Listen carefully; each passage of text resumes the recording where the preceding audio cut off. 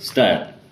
Even if it is held that PhD is not required, still it is not satisfactorily established by the respondent Ingrid as to how she is qualified to be appointed as an assistant professor.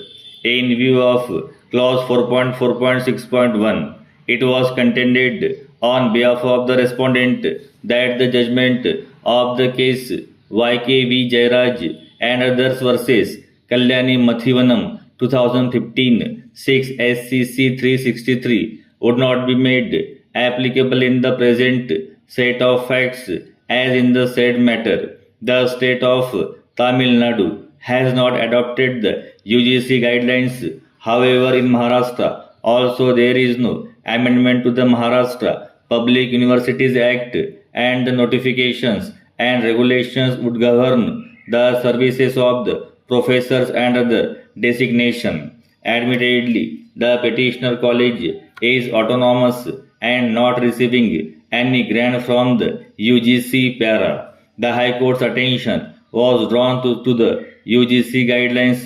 7.4.0, which reads 7.4.0. The universities, state governments shall modify or amend the relevant act, statutes of the universities within 6 months of adoption of these regulations para.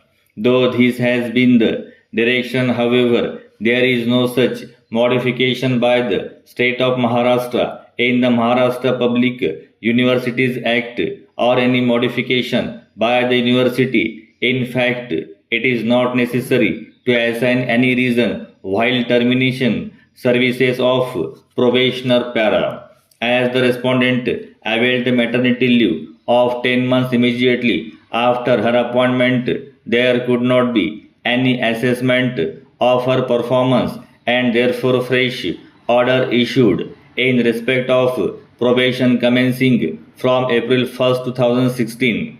Her probation was extended by another 1 year, which was duly accepted by the respondent Ingde. Later of February 20, 2018, whereby period of probation is extended, is very specific that she has called for gathering work, but she has not reported, she has not registered for PhD. Negligence has been reported in handling work at many places para. She was informed to execute responsibility any task assigned to improve performance and deliver. There is no challenge to this letter and she accepted her extension of probation. She has also signed clearance form. The appeal has been filed after 1 year without showing sufficient cause. The delay was condoned para.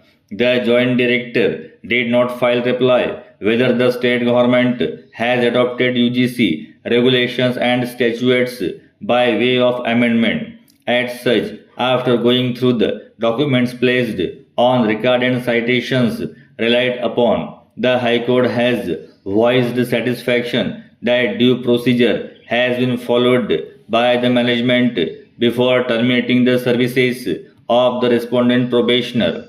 Her performance was not satisfactory as per the petitioner. No bias is seen. On perusing the documents, the court found that she was immediately given maternity leave after joining duties for 10 months. As her performance could not be assessed, the fresh order of probation in her favor for 2 years was duly accepted by her, and she even thanked the management for that para. In the opinion of the High Court, if there was any bias or personal grudge against the respondent Ingde, management would not have granted opportunities to her to improve her performance.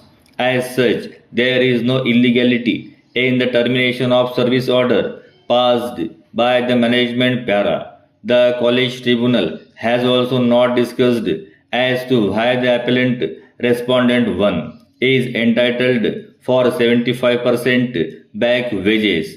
According to the High Court, the respondent number 1 is not entitled for any back wages.